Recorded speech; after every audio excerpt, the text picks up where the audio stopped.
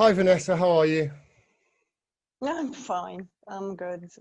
Some interesting events going on in this part of the world right now. Yeah, some really interesting events. I've been glued for the last probably 3 or 4 days to my computer and to my TV, trying to digest as much information from around the world as possible as to what is going on. Now, obviously, you're my expert in the area. Um, I want to start by pointing out where everybody else starts this story and how they're wrong, because everybody else starts this with Israel has a right to defend themselves. They don't start with the war crime at the Al-Aqsa Mosque the other day, do they? I Mm. don't know much about the am I pronouncing that right? The Al-Aqsa Al-Aqsa. Mosque, Al-Aqsa. Yeah. and this is at Temple Mount. Now, I Mm. wrote an article earlier, Vanessa, and I tried to explain to people, this is what really try and imagine this, okay, and then imagine them saying Israel has a right to defend itself. This is how stupid it is. Because I was trying to explain it to an English audience just exactly how bad the situation is, and I try to say, imagine sometime during the beginning of the 20th century, Russia said to China that they could occupy Kent, and for basically 50, 60 years, they got rid of all the Christians in the area, got rid of 700,000 after World War II. And then somewhere in the 60s, they decided, you know what, we really like this place, but we don't like our neighbours. So we're going to occupy them fully in a crushing occupation. We're going to steal their land. We're going to beat them. We're going to give them no rights. We're going to treat them like animals, basically. And then sometime over this last weekend, after all that and the world looking away and, not caring, seemingly. The Chinese then invaded Canterbury Cathedral during Easter Tuesday. And the Christians got pissed off and started launching rockets at various places in their occupied territory, there. And that's where all the media jumped in and said, oh, this is where we start the story. Am I right in my explanation here of how fucked up this really all is, and how ridiculous it is that they start the story with Israel defending themselves because Gaza sent rockets, or rockets were sent from Gaza? Well, I mean, just before I came on, I checked a few reports, particularly from Associated Press and Reuters and so on. And yeah, you're right. This is the history of the Palestinian fight to liberate itself from a supremacist, genocidal, colonialist power, which is Israel, which was given free rein, of course, by the UK, the US, and France in particular, post Second World War. And in fact, in 2 days, on the 15th of May, we will be commemorating 73 years since the Nakba, the massacre and the ethnic cleansing of Palestinian people from their rightful territory by the 700,000, so-called wasn't it? 700, yeah, more 700,000. 750,000. And in fact, interestingly, I recommend an article by a local journalist, Elijah Manier, who he wrote it today. I can't remember the title right now, but he talks in great detail about the area of Sheikh Jarrah, which is where prior to the attacks on Al-Aqsa, the Israeli colonialists were trying to evict Palestinians from this particular area. Now, this area, post 1948, which was the Nakba, the ethnic cleansing of the Palestinians, again described by Wikipedia and the majority of the media as the war between the Palestinians and the Zionists, which of course it wasn't. This was, if you read Ilan Pappé's The Ethnic Cleansing of Palestine, that probably gives you the most comprehensive view of what went on in 1948. The Haganah Defense Forces, as they were called, the offense forces as I call them, were trained, in fact, by a British general, Ord Wingate.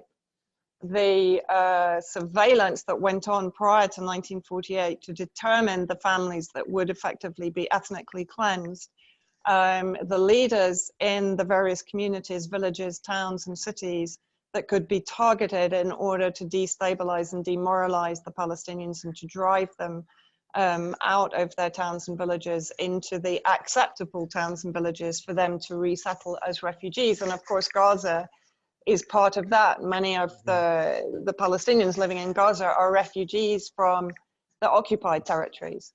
Now, the Arabs that remained, the Palestinians that remained inside the borders of Palestine under the occupation of the Zionist entity are known as the 48 Arabs, because it was in 48 during the Nakba that they were driven out.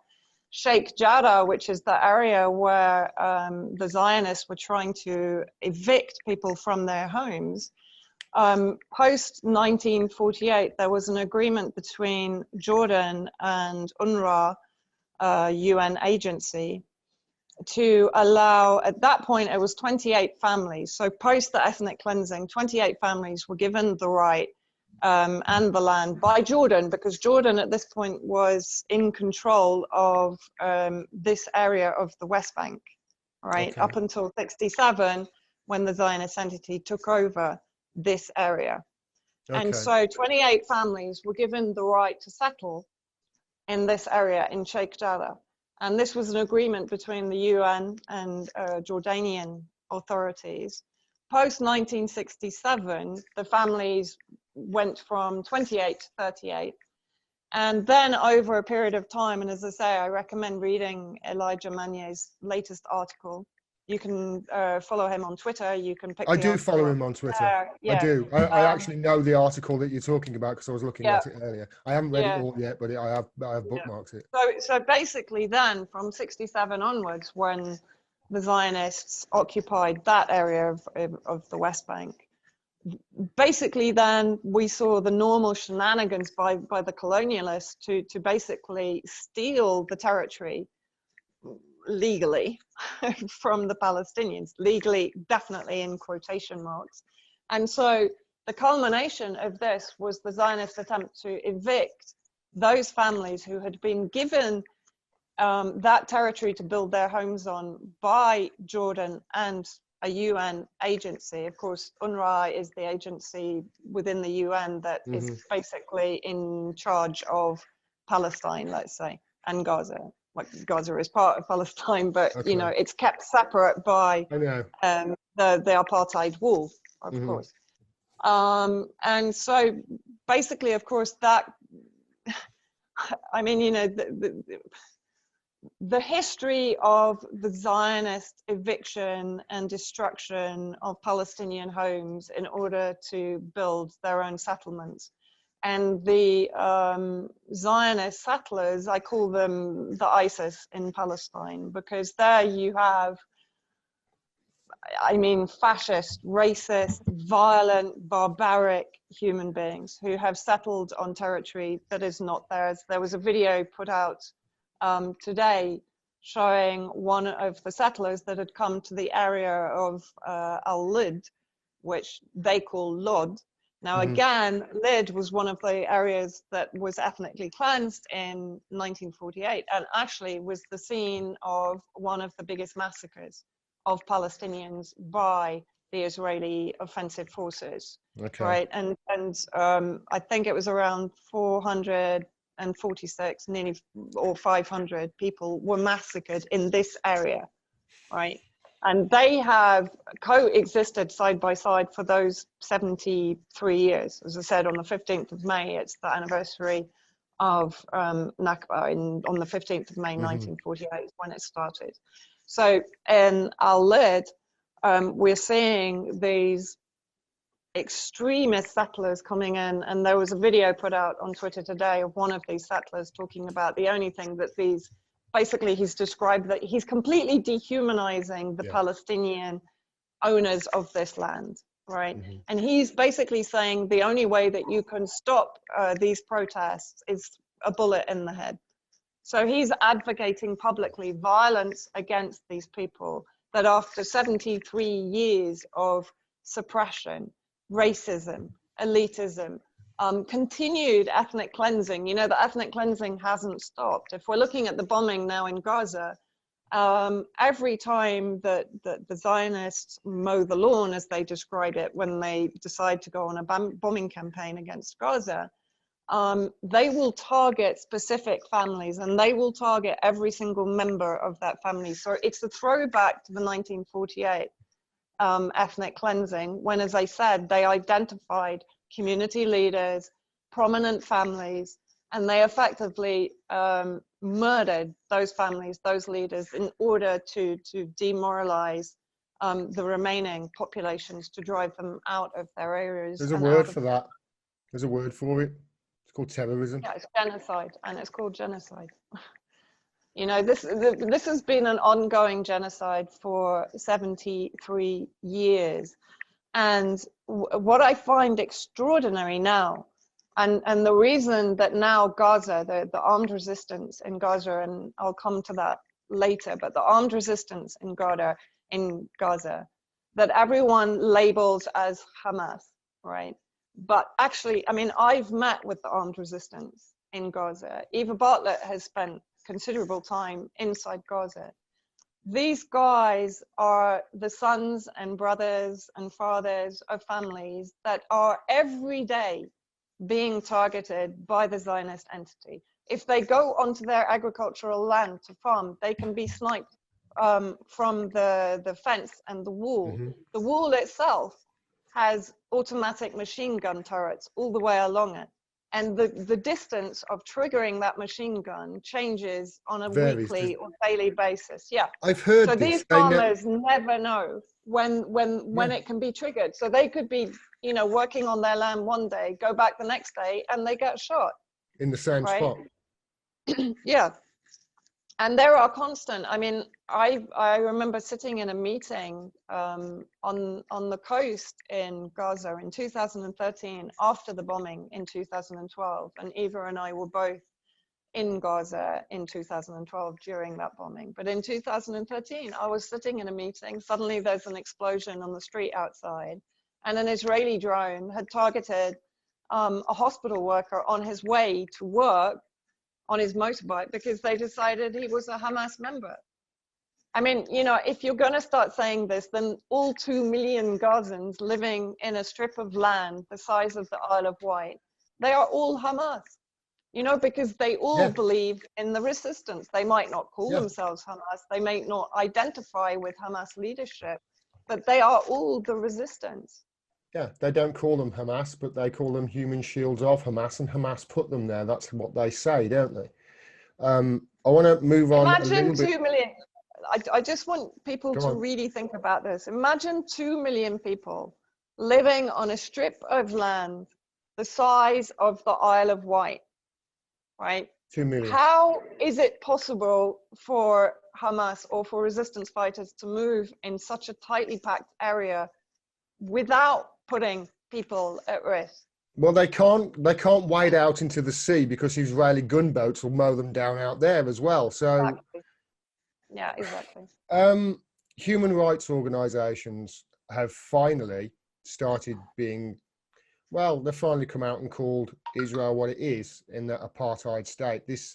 I think this has got something to do with the tensions rising as well, because Human Rights Watch have come out and called it an apartheid state. B'Tselem, I believe, which is the human rights organization in Israel, has come out and said that it's this is an apartheid state in front of us. What do you say to news organizations around the world at the moment who are covering this, both sides, kind of in a both sides kind of way, in that they're missing out this huge piece of information that Israel's an apartheid state? What do you say to them, Vanessa?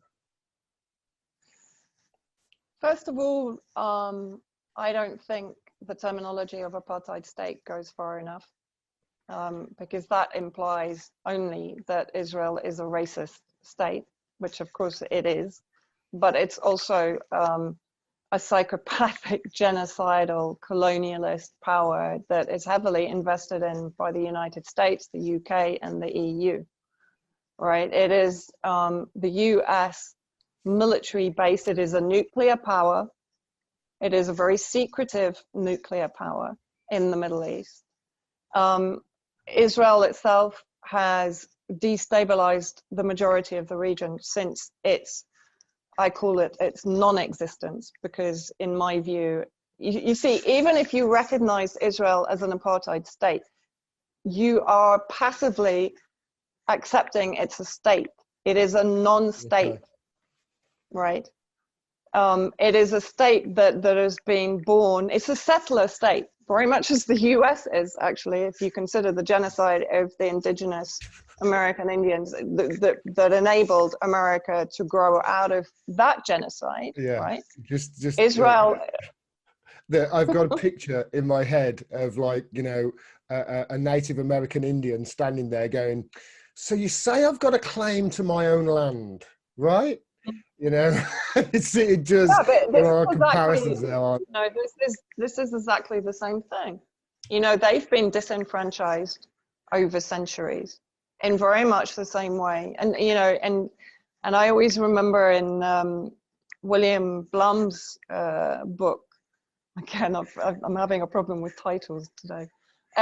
Where he talks about, you know, he was accosted by someone that says, but you're a Holocaust denier. He said, no, he said, all of America is a Holocaust denier, because actually, you know, the Holocaust was the genocide of the indigenous Americans, which enabled the American settler state to take root and to become the supremacist power it is. And that's exactly a mirror image of what the Zionist entity did in Palestine. So I don't accept that it is an apartheid state, because one, I don't accept it's a state, and two, I don't think that apartheid is a strong enough term to describe Israel. You know, you have to look here, for example, in Syria. No pleasing some people. No, I know, I'm sorry, I'm pretty hardline on this. It's me thinking it was a big deal, and you're like, nah, it's not far enough. No, you know, I mean, this is a bit like saying we'll return to the 67 borders. No, in my view, you return to the 48 borders. You know, this is, you shouldn't be compromising with criminals, and that's what design. And racist. And this is, I want to talk about this, because this is racism. This is Islamophobic racism. And it's what started with the Alaska Mosque. I mean, if you haven't seen the scenes for within there when the soldiers went in there the other day, go to my it's on my website. Go to my latest blog post. It's on there. There's links to it. You know, imagine that happening in Canterbury Cathedral, and then it will give you some idea as to how big of a deal it really should be, and how bad and how wrong the media are in covering this so ridiculously with their one side's nonsense. You touched there on the US-UK support, Vanessa. They wouldn't be able to do this without our support, would they? No. You know, the arms that, I mean, let's put things into perspective, right? I think that is also really important for people to understand this. The latest figures from the Palestinian Health Authority in Gaza are 87 dead, of which 18 are children, and 530 injured, right? To date, I think 6 Israelis have been killed, the majority of whom are military personnel, right? Now, number one, Palestine has a right to defend itself. I know everyone always talks about Israel defending itself, but let's go back, as you said rightly in the beginning, to the beginning of the story. The beginning of the story was the illegal eviction and violent, brutal eviction of people from Sheikh Jarrah. At this point, the leadership in Gaza started to talk to the Zionist leadership and say, you have to stop this, right? So dialogue was going on at this Mm-hmm. point. Then the Zionist entity ramped up the violence, as you rightly said, against Al-Aqsa Mosque during Ramadan. Now, bear in mind, this is one of the most holy festivals in the Muslim calendar, right? And they were firing stun grenades, tear gas, rubber bullets at women and children worshipping in Al-Aqsa Mosque. So during this entire period, the resistance in Gaza are negotiating with the Zionist entity and saying, you have to stop. We are warning you that we will retaliate in support of Palestinians in the occupied territories. So they had given full warning to the Zionist entity that there would be retaliation. This is where the arrogance of the Zionists comes in. You're right, they are supplied some of the most sophisticated armory by the US, by the UK, by the EU, right? They have laser-guided precision missiles. And this is another point I want to make. They're using laser-guided precision missiles, and they claim they're targeting Hamas militants. How come they hit 18 children? How come they killed 87 civilians? How come they injured 530 civilians with their laser-guided precision missiles, right? They will say because the Hamas are using them as human shields. That's what they say. It's but they have the Iron Dome. But they have the Iron Dome. And yet, so what has happened, right? And it's a very important point that Elijah actually makes. When Israel itself was carrying out terrorist attacks against the British, for example, to destroy British prestige in order to secure their settlement on territory that is not theirs in Palestine. Now what we're seeing is the Palestinian resistance in Gaza has managed to gather together weaponry that it never had before. Now that is being supplied to it by the resistance axis, by Syria. And Syria, I want to come back to that because this is very, very important for people to understand. Iran, Hezbollah, right? It's using missiles, it's using, which is a strange term for me, suicide drones, which basically I think are drones that are used as missiles, right? It always seems very peculiar to me. It doesn't actually have anyone in a drone, but never mind. So basically what they've done, and again, this is really important because Syria had exposed only about a month ago, it had fired a ballistic missile close to Dimona nuclear center, one of the most secretive nuclear centers inside southern Palestinian territory. I refuse to call it Israel.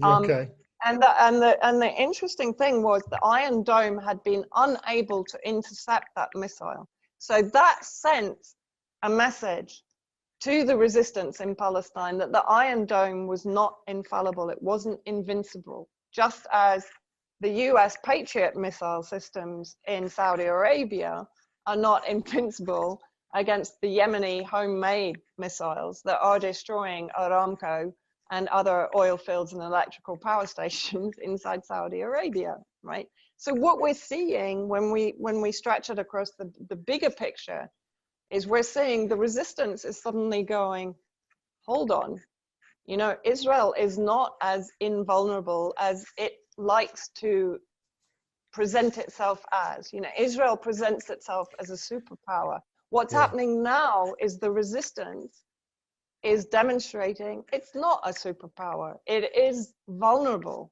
Its people are vulnerable, and Israel only exists because it can attract Jews from outside Israel to settle inside Israel because it's secure. So as soon as that security is let's say, put to question, Israel starts to crumble. Very well funded, this Iron Dome is, apparently. Costs a lot of money, and they talk it up, but evidently it's not 100% good. It is fallible. And you mentioned the new weaponry that they've got against Israel, and they're starting to hit Tel Aviv, and I don't think that's happened before from Gaza, has it? And Tel Aviv's what, 76 Never. kilometers away, something like that. And they're starting. I actually heard just a few hours ago before we came along that there are new weapons and a new type of missile that they've fired today. And Yeah. try not to smile too much, Vanessa, when I'm saying that. But I know. I just got blocked. I got banned off Facebook for being happy well, about it. the point is, Israel are starting to ramp things up, and you can see that Israel, they're following the same playbook that they followed in 2014 or whatever it was, where they've lined up. There's talk of tanks going into Gaza. They're talking about troops going into Gaza, etc., etc. However, the rising violence around in the territories within the occupied territory, as you say, between Palestinians and Israeli settlers, that in itself is a security threat to Israel, isn't it? And that might make them think twice before they start going in and doing what they did in 2014 and really ramping this up to the levels, that we haven't seen for years. Well, basically, I mean, what's going on in the occupied territories is the third intifada, right? And this is after. Can you explain what an intifada is? Well, an It's a intifada rebellious is uprising. basically, yeah, it's an uprising. And of course, the thing is, in my view, Palestine is occupied three ways. It's occupied by the Zionist entity. It's occupied by its own leadership to a degree. I mean, in the occupied territories, Abbas is, and of course, this upsurge in conflict suits Abbas because he's basically been leader in the occupied territories since 2005. He's a collaborator with the Zionist entity, and he has effectively prevented any kind of violent uprising against Israeli oppression and brutality and violence. I mean, if we go into the crimes that Israel on a daily basis is committing against human beings in the occupied territories, we would be here all night. Yeah, right? we really would. And then, of course, the third occupier is the Western-backed NGO complex, the so-called non-governmental organization complex, which since the Oslo Agreement has grown from a few hundred to over 2,000. It controls everything from health to agriculture, to small businesses, in other words, it completely co-opts Palestinian society into a Western-centric, institutionalized captivity. Okay. Fundamentally, right? So what we're seeing now actually is a breakout from that entire paradigm by the resistance, and we're going back to the violent uprising, the intifadas. And what I really want to make a strong point here, I see many people in the West advising the Palestinian resistance what they should be doing. Please leave them alone. Please let them fight their battle, because this battle has been coming for 73 years, right? And believe you me, life in Gaza is a living death for these people. They have no clean water. Their sea is filled with hundreds of thousands of liters of raw sewage by Israel every single day, right? They are regularly bombed. They are regularly droned. They are regularly shot by helicopter or by tank on the border. The 2012 aggression was started with the murder of funeral goers and a 13-year-old boy in the south of Gaza, Hamid Abu Daga, who was shot while he was playing football outside his home. I was there when that happened, right? So these are daily occurrences. They can't leave. They can't get out of this. And as I said, there's 2 million people packed into an area, and that 2 million keeps on increasing, right? They have no value of life. No.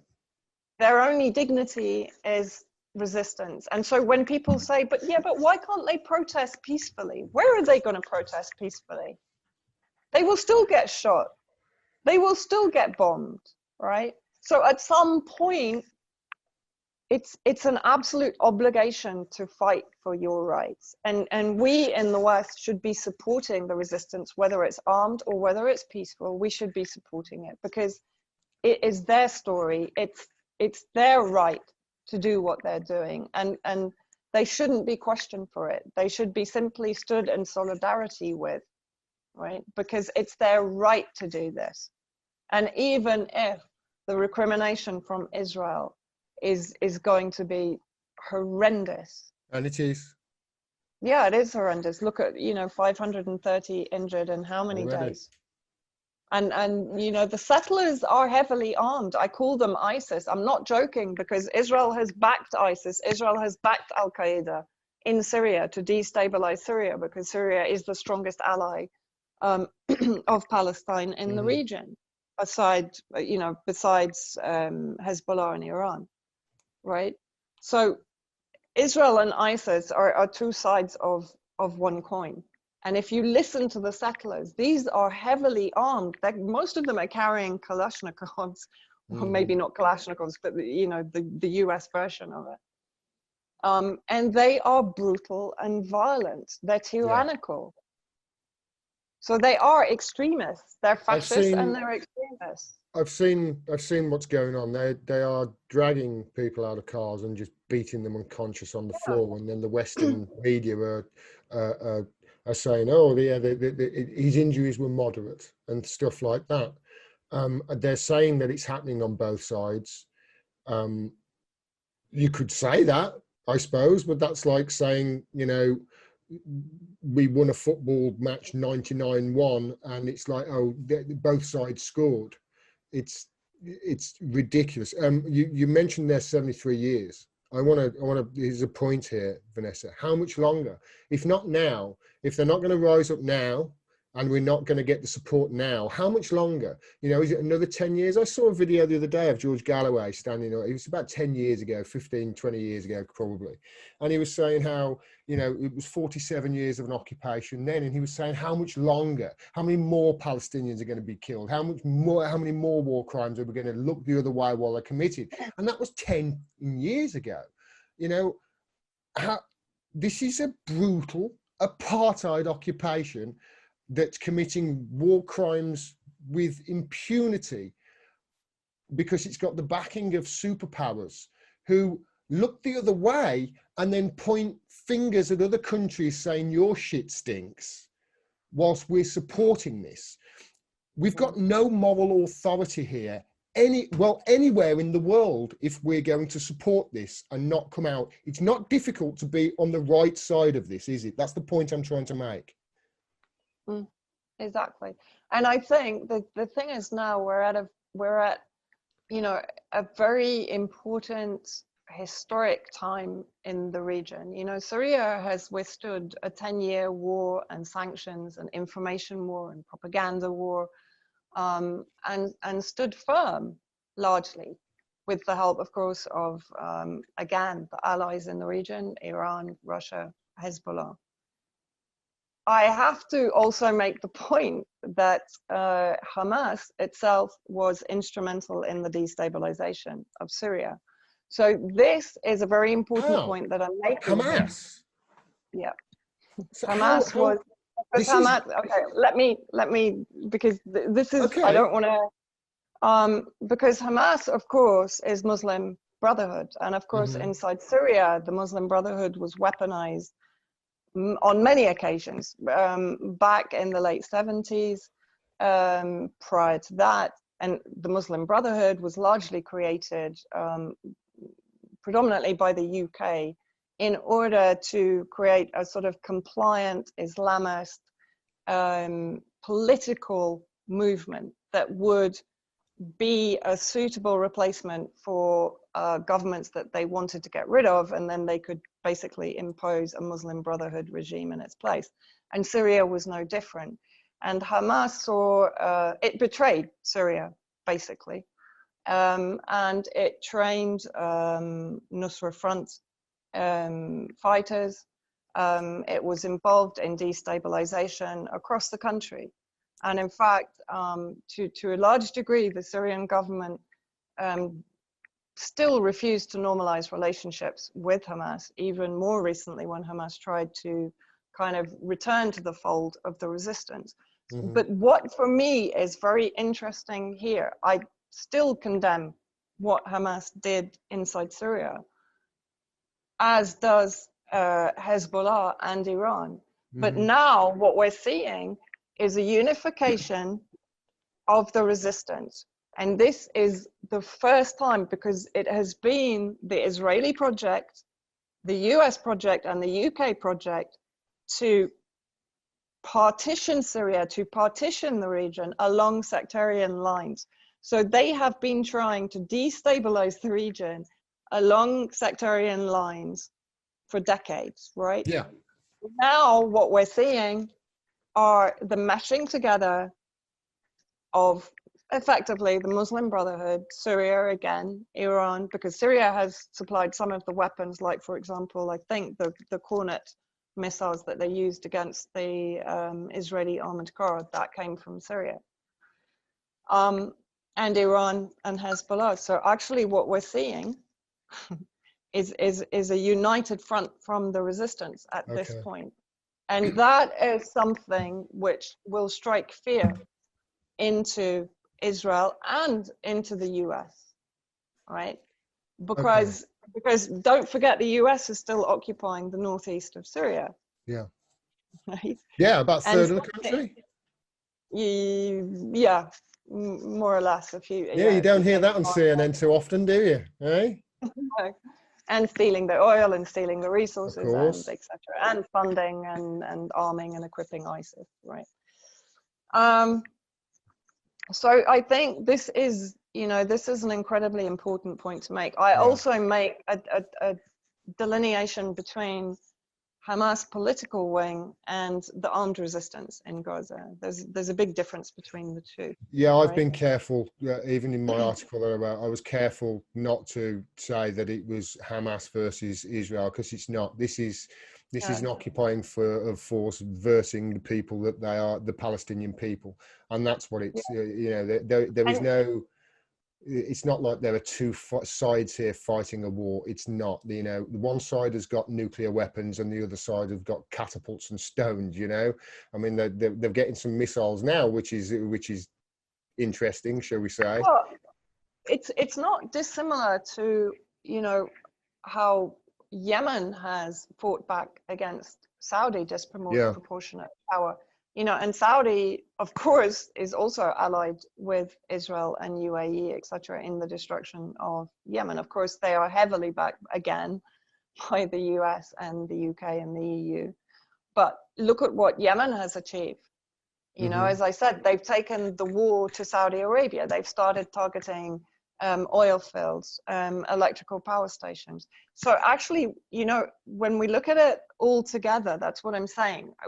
We're seeing a united resistance, Sunni, Shia, all different factions of Islam coming together finally against the common enemy, right? Which is the US, the UK, and the Zionist entity, which has been destabilizing the region for decades. For decades, I mean, if we go back to the Balfour, et cetera, Sykes-Picot, Britain, France are responsible for much of the bloodshed that we've seen in the region. But now, I'm really like, this is my hope, that finally we are seeing this absolute unity of resistance against the one single common enemy. And if nothing else, I mean, and you have Hezbollah, you have Iran, and you have Syria sitting in the wings kind of going, okay, we're waiting to see, where this goes. Yeah. Israel is refusing ceasefires. If it starts to ramp up, is it going to bring in Hezbollah in Iran and Syria at this point? Because Syria, really we are consistently targeted here. Yeah. Every week we're bombed here, and civilians, So again, that's supreme aggression. That's the greatest war crime under Nuremberg rules, right? Yeah. Of course, again, Israel will claim it's self-defense because it's preemptively targeting Iranian positions here in Syria. And that means a civilian in Latakia that was killed in the last raid was an Iranian militia. I mean, this is the thing. Because the media give blanket coverage to Israeli propaganda, and they don't. I mean, I was reading a Reuters article, and they basically said that Israel had targeted Gaza and killed Hamas militants. Well, I repeat, 530 injured, 18 children, and 87 dead. But those aren't mentioned. The children aren't mentioned. They're completely dehumanized. Yeah. By Western media. I saw a video on Twitter. I'll describe it for people in this podcast. They killed a Hamas militant, so they said, but I think it was there was one strike where 20 people were killed with 9 kids, and another one I saw, I don't know how many people were killed, but they pulled one guy off a motorbike and there was just his skeleton left. He had no skin on him whatsoever. The missile had hit and it incinerated all the skin off his body. There was just a skeleton there, and they pulled him off the motorbike. There were children dying over there, etc. Now, you mentioned there, it seems like it's a moment because, these factions are coalescing against this Zionist entity. There's something else in play here as well, isn't there, Vanessa? And that it's giving me a little bit of hope as well. And I can see, even though this is a horrible situation, it doesn't feel hopeless because the eyes of the world are on this as well. We're in the technological age now, and it's telling that Israel right now are hitting buildings where media are in, because they're trying to stop the spread of the message getting out almost from Gaza, aren't they? Because people around the world are seeing this. You've seen a lot of protests, no doubt. There was one down in London the other day, and they're on top of buses. I've seen them in various cities around America as well. And the Canadians never get pissed off with anything. There was a show of solidarity in Canada. So this is happening all around the world. It does feel just as if the narrative is starting to get shifted a little bit. Do you feel that as well? Yeah, I do. I'd also say, the Shruk Tower, which is the media tower, that was hit or targeted, and they killed a number of journalists in 2012. It was also hit in 2014. And I'm sure everyone saw the videos of it being completely demolished this time, along with I've forgotten again the names. I think Al Hanadi Tower. So 2 of the biggest apartment blocks in Gaza have been brought down. But I think what is really important, it's wonderful to see these marches, but they should be not for the sure to mark the victims in Palestine, yes, but also to stand, as I said, in solidarity with the resistance, with the Palestinian people, if they decide to make this a last stand, Yeah. I think it's important to give them the self-determination to basically decide their own future right now. I was having a conversation, sorry to cut you off. I was having a conversation, just touching on what you're touching on there. I think this is where you're going. I was having a conversation with my fiance, and we're talking about what would we do if we were in the position of the Palestinians, where you've been facing, just try and put yourself in there. They've got you on a diet. They count your calories. You can't get crutches if they've blown your leg off, because crutches can be a weapon. So they don't let crutches or wheelchairs or anything like that get in. This is, you just get to a point, surely. I mean, we thought about it for 30 seconds and already I'm like, well, I'm at the fence and I've got my bare chest and I'm going, yeah, shoot me and make sure you're pointing a fucking camera at me while you do it. That's what the point, and it took me 30 seconds of putting myself in a Palestinian shoes in Gaza for me going, yeah, I am right at that fence going, shoot me, you bastards, martyr me. And I'm a white guy from the West Midlands. I have got a goddamn clue what an average Palestinian goes through on a daily basis. But I can see and I can try and empathise. And within seconds of me doing it, I'm like, I'm right with you, and I'm a bare chest, and I've got a flag wrapped around my head, and I'm going, shoot me, you bastards. No, I mean, it's you know, there are no prospects for most Palestinians, right? And in 2014, the majority of Gaza was destroyed, right? The majority of their livelihood was destroyed. How many were killed back then, Vanessa? Can you remember? Oh, 2,000 odd seems to come to my mind. Yeah. But it was, I mean, 2014 was awful. To be honest, all of the, I mean, Eva was there in 2008, Karslad, 2008, 2009. 2012 was what, 2 weeks, but 2014, I think, was almost a month. And it was intensive. And, you know, and the thing is, I want to explain one other thing as well. You know, when Israel negotiates a ceasefire, it doesn't stick to it. No. Right? No, it never you know, does. in 2012, we were told there would be a ceasefire. 1 minute after that ceasefire, Israel basically for 12 hours played with every single new weapon that the US had given it.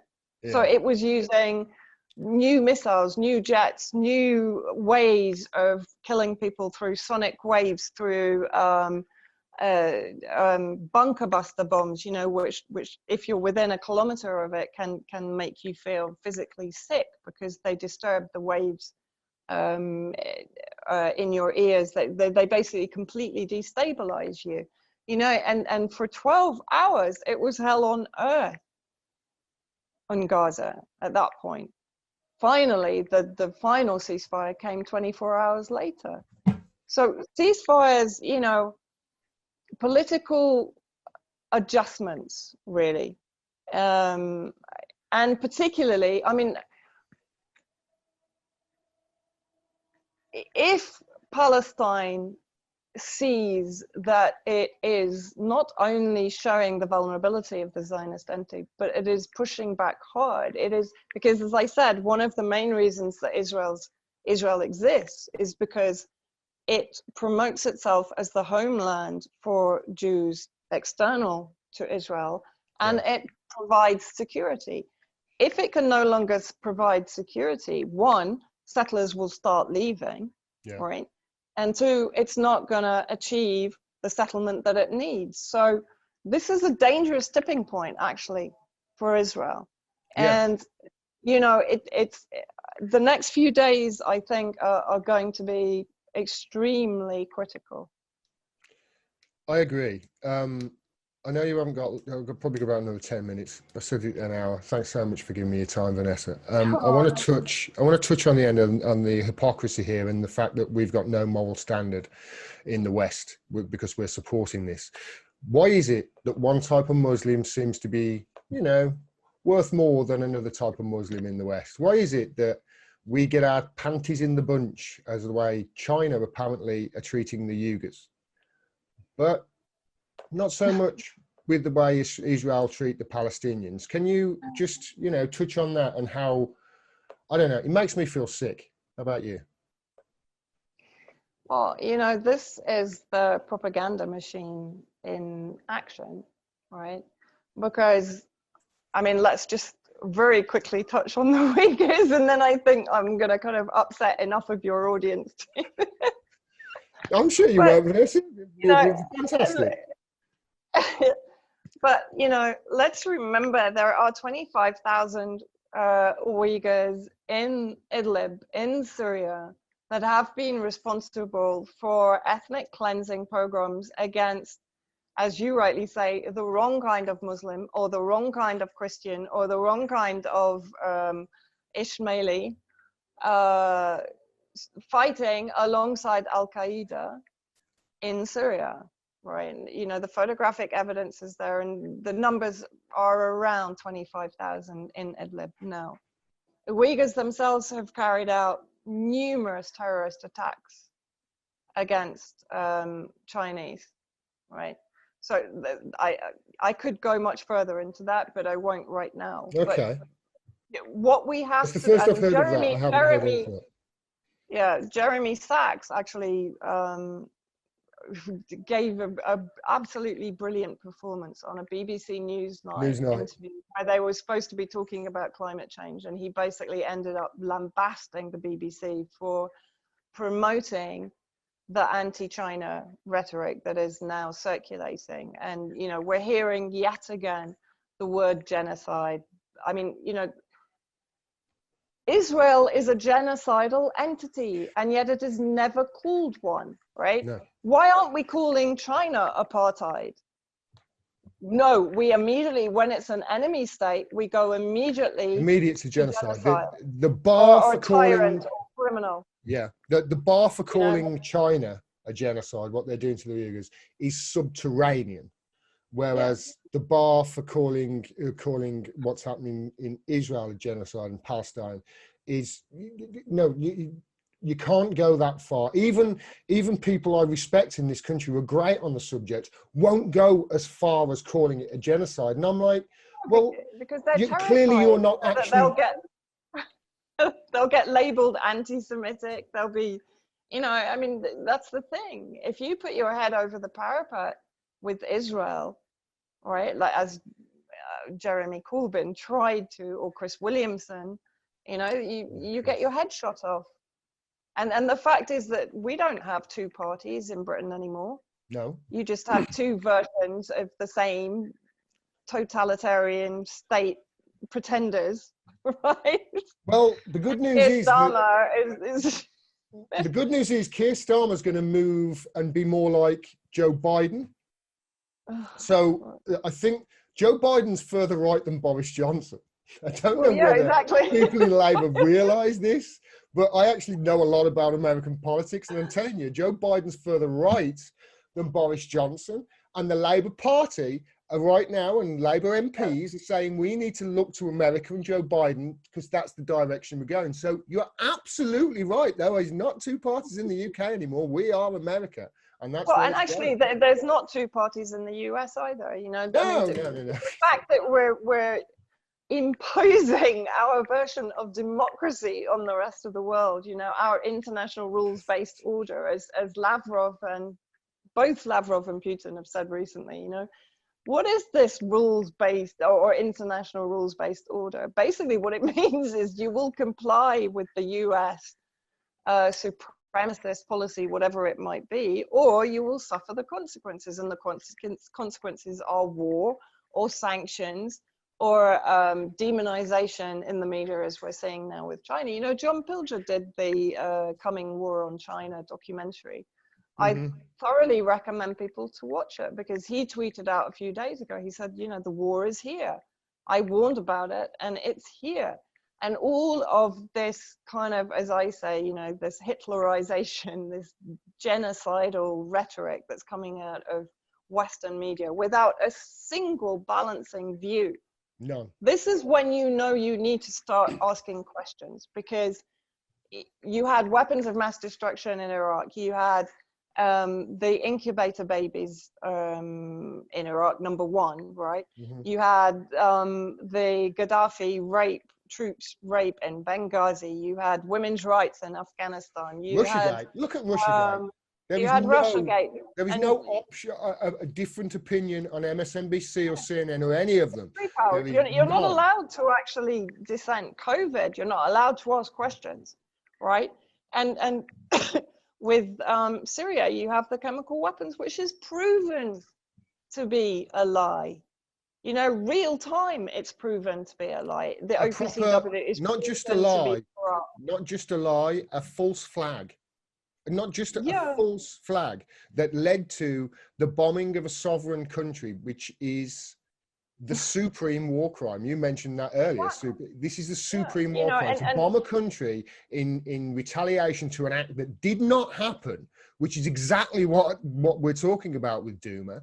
That's the supreme war crime. And you cannot get anywhere with anybody on the media or in the media or anything in this country or America with it. It's astounding how they will just try and keep the lid on a scandal of a proportion that I have never seen in my life. I think it probably goes back to, I don't know, Pentagon Papers. You tell me, Vanessa. You've lived through it.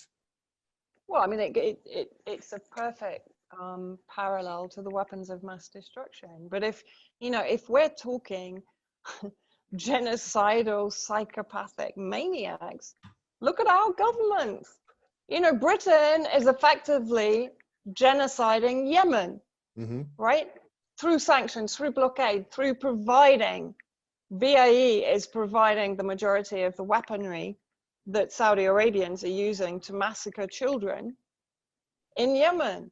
The same in Syria. Vanessa, then Eddie Izzard, who was born in Yemen, does a TV advert to get people who are watching, I don't know, The Chase, whatever, on Dave or Challenge or whatever. He does a TV advert begging for them to send money to help the Yemeni people because they're going through this. It's like our government is the people who are, it's like breaking somebody's leg and then going on TV and say, yeah, can we have some money because we need to fix this person's broken leg? Exactly.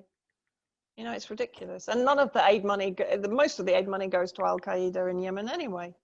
It doesn't reach the Yemeni people. I mean, it's complete, this is what I'm saying, it's complete projection on the part of our governments when they start flinging accusations at Russia that it's invading Ukraine. I mean, one of the funniest tweets I saw recently was, Russia's going to be sanctioned for having its troops in Russia because it hasn't actually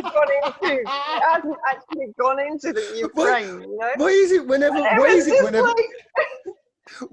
Russia move their troops within Russia, it's an act of aggression towards NATO, apparently. Have you looked at the number of US bases around Russia lately, or around Iran, or in Syria? I mean, military bases in Syria. It's crazy. I mean, this is really sometimes, I mean, my friend Steve Poikonen just, when he says it's our just friend. a cartoon world. It is a cartoon world. It really is. I feel like saying, just turn the TV off, stop reading mainstream media, choose your journalists and analysts and just stick with them. Yeah. Because honestly, whatever you read, and it's getting worse. I mean, the BBC now is just an extension of MI6. I mean, it doesn't even pretend to be anything else. Do you know when all this went off about 3 or 4 days ago? It was the 10th or something like this. This all kicked off, and it was obviously there was before that with I've forgotten the name of the place now with the ethnic cleansing.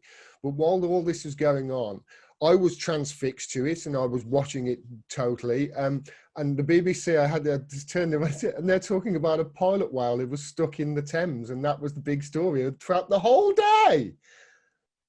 There's a genocide going on. You support? No, we're not talking about this whale. By the way, we think we're going to have to euthanize it. Oh. No, I mean it's really. I mean, there is no debate. No. There are no, the minute you get a diverging view, I mean, I was astounded that they allowed Jeffrey Sachs to speak for as long as he did. They obviously because normally it mysteriously cuts, or you get interference, or, oh, we've lost him, They didn't see what happened last time MSNBC asked him on. He started talking about timber sycamore. It's like they didn't see that. But, in their faces. But do you remember when the reporter on the BBC, I can't remember the name of the presenter, but he started talking about the MI6 rendition and torture. Yeah. And the whole, there was immediately this kind of weird interference, and, oh, we've lost him. Damn it. Hopefully, Vanessa, more people are starting to see this. I really do believe so. I believe as if we're reaching, I don't know, some sort of moment. I hope so anyway. And I'm really in support of the Palestinian people who have been oppressed and murdered and killed. And, there was a great picture that I saw. We'll leave on this if you want, before I ask you if you want to blaming Palestinians for firing rockets at Israel is like blaming a woman for punching her rapist. And really, that's where I think I want to leave this. It's if you're still listening to anything that is both sides in this argument, there isn't a both sides on this argument.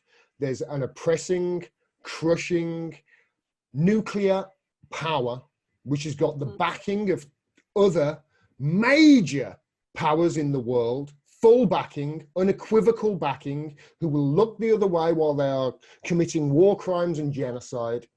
And there's another side that has been under this oppression for, well, 76, 73 years, maybe longer. And that's what this is. There's no two sides in this. There's the right side and the wrong side, and the right side is with the Palestinians. What do you think to that? And let me make a prediction. If Israel backs itself into a corner, I would predict that the US and the UK are not going to come to its help. I hope that that's the case. I really do.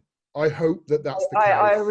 I think that's the case. So I think I hope what we're witnessing right now is a historic rebalancing of power. We've already seen it with the rise of Russia, for example, through the 10 years that it supported Syria. Syria was a seminal moment, wasn't it, Vanessa? Because Syria was the first time that the US got stopped.